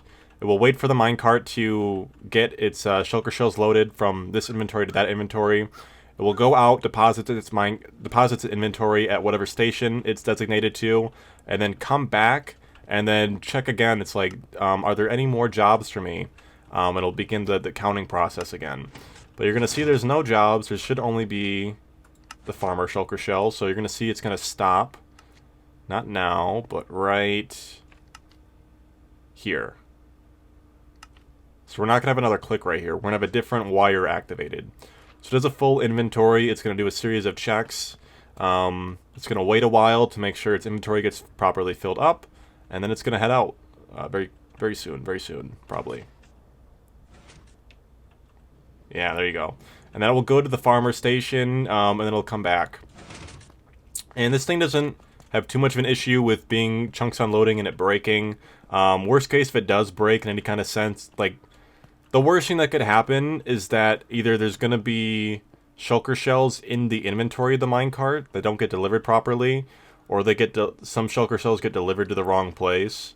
And even then, like, it's... I can't... Like, this is like, designed to be pretty foolproof with chunk unloading and chunk loading. Yeah, that's what this has to offer. Kind of head to the bottom here. Oh, how you doing? Showcase some of the more redstone. You can kind of see it's supposed to be this like a feeling of chaos, and this is where shulker shells will come up. This is like the input to the this is like where the post office stream goes. You do need to run like an individual redstone line to every single station to let it know that it's ready to, like, it received this kind of input. You know what I mean? One of these should be activated, I think. Maybe not. Oh yeah, the minecart just came back, didn't it? Yeah. But yeah, this kind of, this area right here, and I think that pretty much covers, again, easy access on all of these sides to get in and out to make it less confusing for anyone new in this building. Yeah, we've explored so much in the utopian landscape, right? I think I'm going to show off a few miscellaneous, just like kind of various things built around the world, and then end the video. Hope you have a good kind of picture of what's going on in this world. Excited to see more developments in the future, right? And see the world kind of fully flesh itself out. But let's head to the Nether here. We'll be showcasing the Nether hub and how limited my Nether tunnels are. Showcasing everything in this dimension. I think we need to explore 2 or 3 more things after this. So this is the Nether hub. Ooh. It's a mirrored design. I saw this idea and I could not help but to replicate it. We have a tunnel that leads into every single cardinal direction. These are just supposed to be like kind of auxiliary. You really have no reason to enter them. Just kind of fit the aesthetic of the place. This leads to my base, to the flower farm, which we'll be exploring soon, to the end, which we'll be exploring soon. Like, I think one of my other friends' base doesn't have as much built. We have the Guardian farm and the Mesa built on this nether, you can call the tunnel. I don't think there's anything built out this way. And this way, we have the resources necessary to kind of extend this tunnel. It's going to be quite a bit of work. Oh, why is there a red block here missing? We'll have to fix that sometime soon. But this leads out to... You notice all these slabs. Basically create a condition where... Oh, probably on this. Mobs can only spawn in one concentrated area. Kind of the same technique we used for the mob farm in the overworld. Except that's a lot easier because instead of slabbing every single place or placing blocks that mobs can't spawn on, instead of slabbing every single block, you place torches instead, which is way easier. It's way easier to light something up than to place slabs on literally every single possible block. But it is the key to getting really efficient rates for a farm. And so this is supposed to be like a wither skeleton farm. It used to be a piston pusher, so you can kind of still see some remnants. Like that piston pusher is there for magma cubes. Not that it has much of a reason anymore. But wither skeletons will spawn in. The lava's there to kind of help offset fall damage. Everything should still be one hit. Like these wither roses here to get anything that isn't... There's wither roses up there too that help. So only wither skeletons spawn. And basically instead of a piston pusher, they added it so that hoglins, or wither skeletons would aggro hoglins. So there's hoglins safely away in trapdoors and whatnot. Well, these guys, you know, kind of funnel in. This is a very effective way of getting wither skeletons. Yeah, look at this. Kind of show the guts of the farm. I recently added, this was hell, like adding this layer. So basically, like, I would be right here, and then since the spawn is like, the spawning is so intense that a wither skeleton would spawn over here and start attacking me. I was getting withered the entire time. I think the only reason there is that beacon there was because of how awful this was. I needed resistance and haste and strength and whatnot. Basically, so I could turn this farm on or off. And because I can turn this farm on or off, I have better manipulation over every single spawning space in this area. Meaning I could make a blaze farm, or I could make a gas farm, or whatever it is that I wanted to do, right? In this area. So that's one of the cool advents of this. Having the on-off switch. Oh, it looks like our one area is lit up here too. So basically, this is definitely the best way of getting coal too. Way faster than mining. So it's a really, really easy way of getting as many wither skeleton skulls as you normally need, because they are a pain in the ass to get. So having infinite beacons, infinite iron is huge in a Minecraft world. It kind of showcases how late game we actually are, because building a farm like this is very, very advanced. Yeah. And there is a little, we kind of have to sneak by right there. Oh, you can see all the coal blocks we have. But how many wither skeleton skulls we have, it's not a small amount by any means. The coal it produces, the bones, we have not too much of a purpose for bones made by the wither skeleton farm, although you can turn it into bone meal, which is nice, but just the regular skeleton farm works so cleanly anyway, but it's so nice.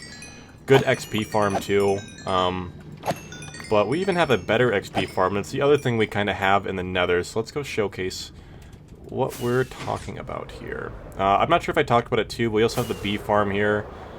Yeah, just get some bees. I think these things need to activate again, because it looks like all their hives are full of honey. What happens if I... Excuse me? Get away from me? Who are you? Just trying to... Oh my god, just trying to breathe. Yeah, you can throw wither skeleton skulls in lava because they're so not valuable. I think this honey farm might be broke. Might need to go back and fix it. It looks a little bit strange that there's no bees kind of heading out right now anyway. But the cool thing about bee farms in the nether is that they don't eat. Or excuse me, they work constantly, I should say. So they never, like, sleep. It's kind of terrible, but, like, there's no day-night cycle in the nether. Alright, so let's head to the other thing this world has to offer. Alright, this thing is kind of ugly, but there's a hole in the roof here. Oh, god dang it. Excuse me? Okay. So what this does is it allows, you can put a wither right here, and the it is very, very nice because the iron golems help kill the wither extremely fast. There's some old bedrock tricks that was used to kind of create this little alcove right here, or bedrock manipulation. Those no longer exist, unfortunately. Hail be dark oak. This is kind of like, so this is the access to the roof of the nether, and this leads to two areas, and it's going to kind of cover what we have for the nether. We have this huge array right here, and what this is the super efficient gold and XP farm. It's so much gold, such good rates. And you can change this button by whether it wants to be XP or whether you want it to be just a farm for drops. I think this was a Nebom design. You can kind of watch as drops accumulate. Oh, I think they're still falling through the cobwebs. It hasn't really started yet. There's like such cool timers and whatnot. All of the blocks will funnel the super specific push location, allowing them to basically... The gold will check every single one of these chests to see if it can fill itself up, and we have so much gold. So much gold. It kind of sucks crafting all of this into gold blocks. Mojang, please add automatic crafting. I know this rotten flesh is full. I need to add some shulker loaders here. We also have Hoglin trading here too, which is very, very... This area is kind of unfinished, so I want to do some work with it. Is there gold in here? But I think what we do to activate the Hoglin trading is flick this. Flick it again. Oh yeah. And then basically every single one of these dispensers that's full, it will feed gold to the Hoglins. And when the Hoglins drop it, then it gets activated again. A pretty simple design. And then this is where the drops all go. Hoglin trading is super OP. You can get quartz. You can even get iron. Nether brick. Fire charges, not sure how useful those are. Gravel, which is kind of cool. Soul sand, blackstone, which is super nice. Obsidian, which is super nice. Some really valuable things gained by Hoglin trading. It's really nice having this next to an infinite gold farm. I think I still want to work on some designs. I really want to work on the storage system, because basically these hoppers just get, like, overloaded, and then it's not really, it kind of stops being effective. So I'm going to be working on a new system of, what do you call it? item sorting. But that's all for the, you know, the gold and the Hogland farm. So let's follow this ice road, see where this leads us. It's quite a distance away. Ooh, what's this mysterious ladder? Yeah, we're not climbing the ladder. That's what we have rockets for. I don't like that. Yeah, so we have like a Hogland farm. The Hoglands will spawn. They'll kind of pathfind their way into this little corner here. You can kind of AFK for a while. Get like your flaming sword on. I forget what the mechanism is. The mechanism might just be like a drain. But this is a super effective way of getting leather aside from piglin trading. Also pork if you ever wanted to use it for the butcher.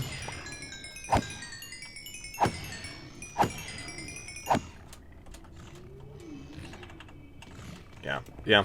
So this is pretty simple what it is. Now let us explore the one final potentiality the Nether has to offer us in terms of what we have built in this world here.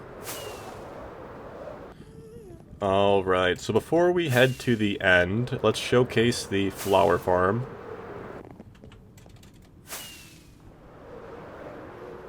There's supposed to be flowers decorating the halls here, but I've gotten... need to put a little bit of work into this. Also need to add some rails on the this ice path. There's a little bit of work that needs to be done for the Nether for sure.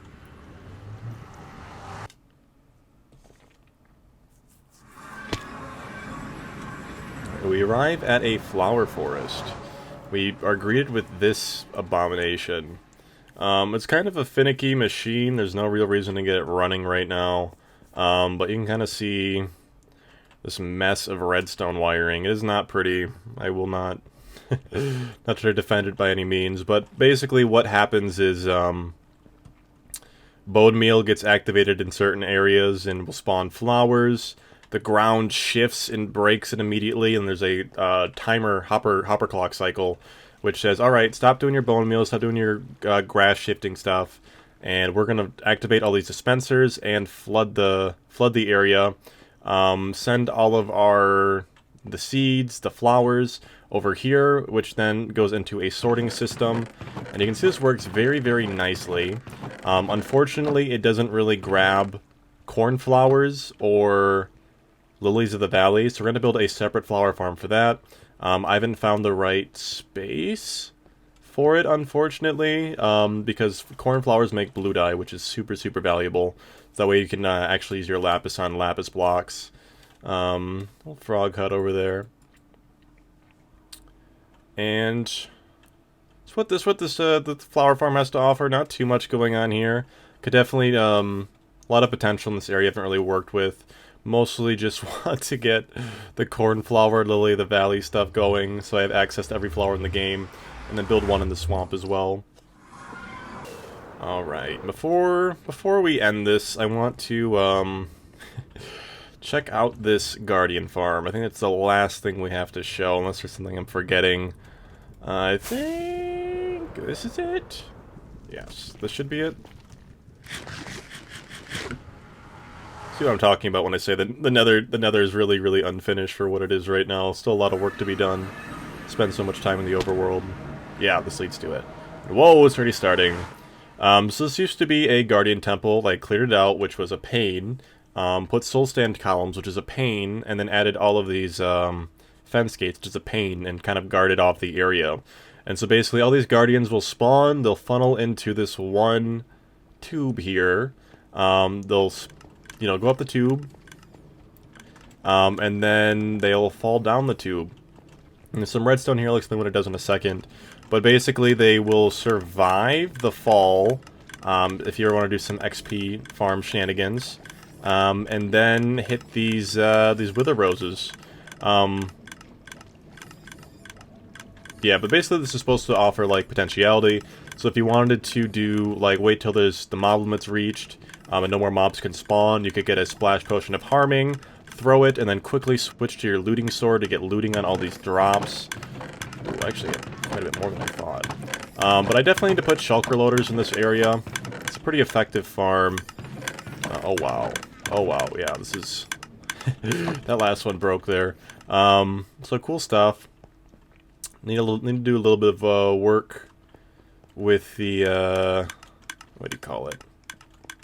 With the item loading system here, but like that is small beans compared to how much time it took to all of this work, right? But having access to prismarine and sea lanterns in such abundance, it's such a beautiful block.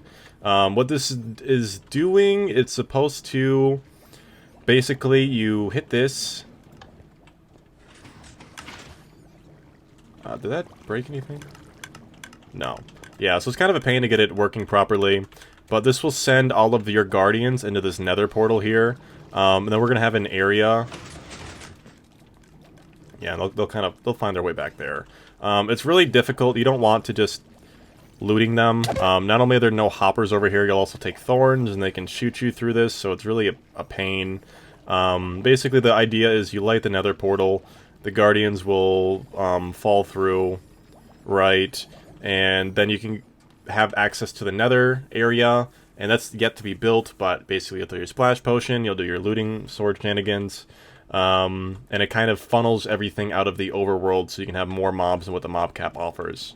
That's the idea behind funneling mobs to the nether, and then dealing with them later. But that is the Guardian farm. I think this is wrapping everything up what we have to show here.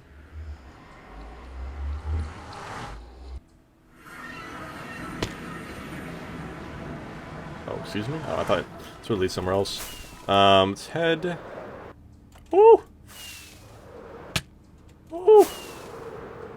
Try to lose our momentum before we land. Alright. Let's head to the final tunnel here.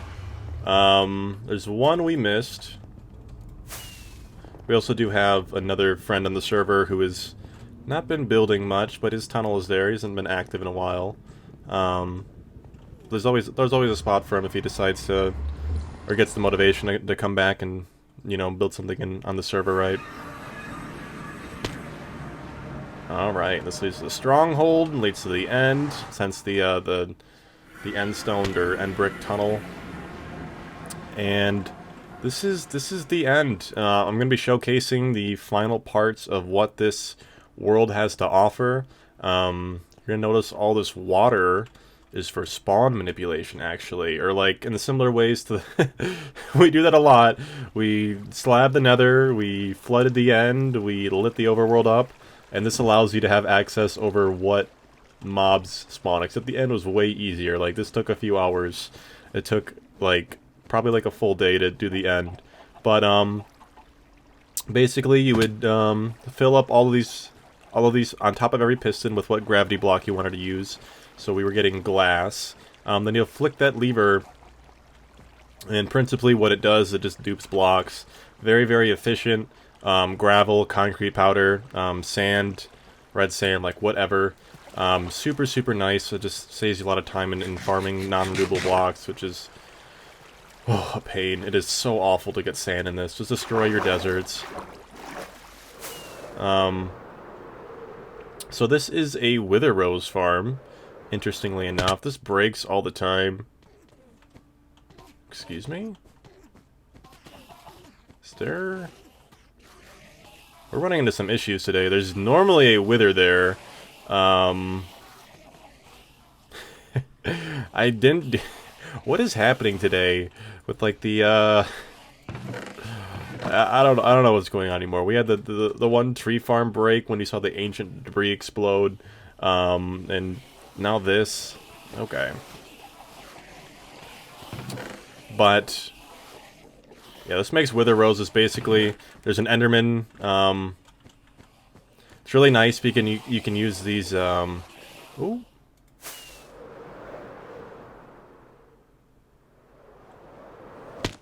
It's really nice because you can use these bedrock chambers right here, keep a wither inside, aggro the wither, and then sit right here and just have it target all the endermen, and you'll basically get a constant supply of wither roses. It works very, very well.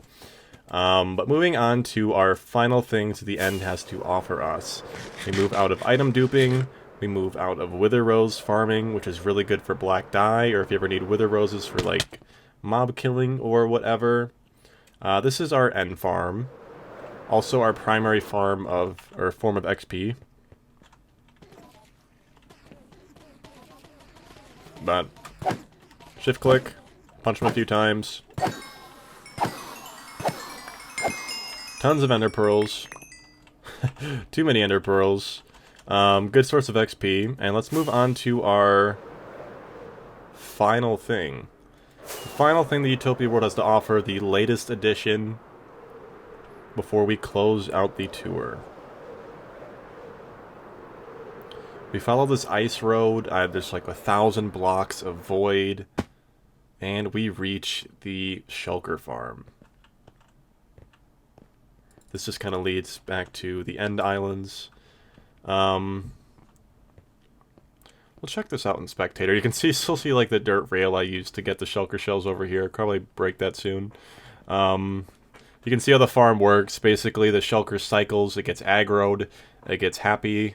Once it's up there, it gets aggroed by getting hit by a snow golem. And when it gets aggroed, all the other shulker shells start trying to defend him, I think. I forget exactly how the mechanics work. And basically, you'll have shulker shells get angry. They'll shoot in this little space right here. And they have an extreme propensity of hitting themselves. And when a shulker hits themselves, it'll actually has a chance to duplicate. Shulkers will also die from their own attacks, leaving the shulker shell on the ground. And basically, the combination of these two things with these two hopper minecarts will pick up all of these shulker shells. And wow, you have a shulker farm. That's pretty much everything this world has to offer. Thank you everyone who tuned into this video. I really appreciate any support. I hope you join us as we build cool things in this world and get on crazy adventures, have fun with friends and whatnot. Exploring, Minecraft is the beautiful game it is, and, kind of show what the late game has to offer. Unleashing your creativity and whatnot. But this is Utopia. This is the Minecraft server. Again, appreciate you tuning into the world tour. Please stay tuned for more content in the future, and I'll see you next time. Bye bye.